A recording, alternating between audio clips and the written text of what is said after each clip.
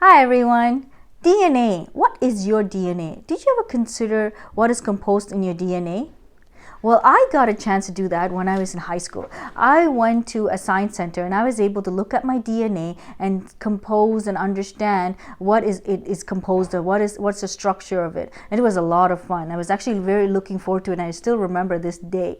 DNA is the genetic structure. It tells you the development, your functionality, your growth, and your reproduction.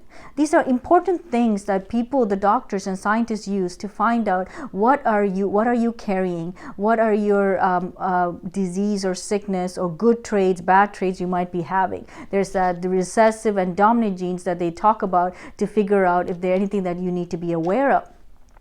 And I remember when I was in university, I had a wonderful friend and she was not feeling well. And when they had to do some tests and figure out what was going on, they found out that she had a heritage sickness or disease.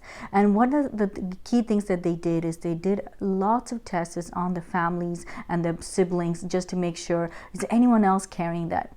And they actually identified another sibling to carry, one of her siblings carried actually their genes as well to have that sickness.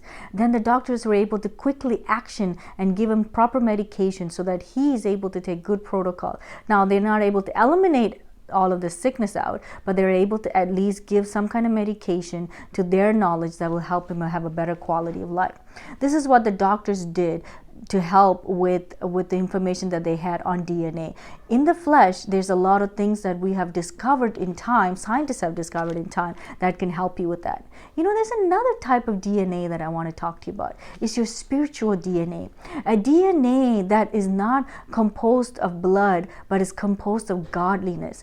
This DNA gives you who you are. It's an eternal DNA that determines your life before and after when the time here is done. It's the most critical DNA that you should know about.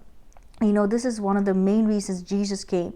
Jesus came so that he can give us life and life abundant. And what is this life composed of? The spiritual DNA is what it's composed of. I want to take you to 1 Corinthians chapter 2, verse 11. Read with me there. For what man knows the things of man, save the spirit of man which is in him? Even so the things of God knows no man but the Spirit of God. And in verse 12 it says, and we have received not the spirit of the world, but the Spirit which is of God, that we might know the things that are freely given to us of God. This is our DNA. Our DNA is composed of the very Spirit of God. What does that mean now? What does that mean that our DNA is composed of the Spirit of God? Our fleshly DNA that the doctors use to determine what traits we have, how our eyes are going to look like, what's the skin color, if there's any sickness or anything that's going to be wrong, they determine that by looking at the structure and the strand of our DNA.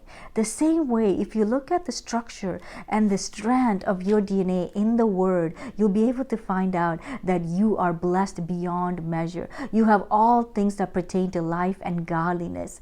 It says that you have the very nature of God, and that God himself took all your sickness on himself so that you can be healed and made whole, so that he can have grace abundantly flowing into you. Now you might say, oh, I don't feel any of this stuff.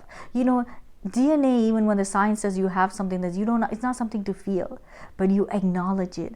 Just like that, you take this DNA that is in your spirit, that God has deposited inside of you when you became a new creature, and you study it and you meditate on it, you come to understand that, wow, my DNA from flesh, what that has is nothing compared to what I have in the Spirit of God.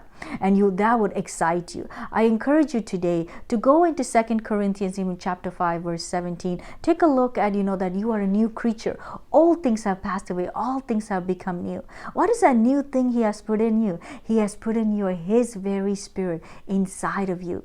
He has blessed you with all things. He has put peace in you. Even whenever there's storms and sickness or people are fighting around you, or you don't seem like anything is working out in your favor, you think and you trust God and say, hey, my DNA is composed that I am blessed and highly favored. And you see situation turned out. You become on top of your situation than being under your situations.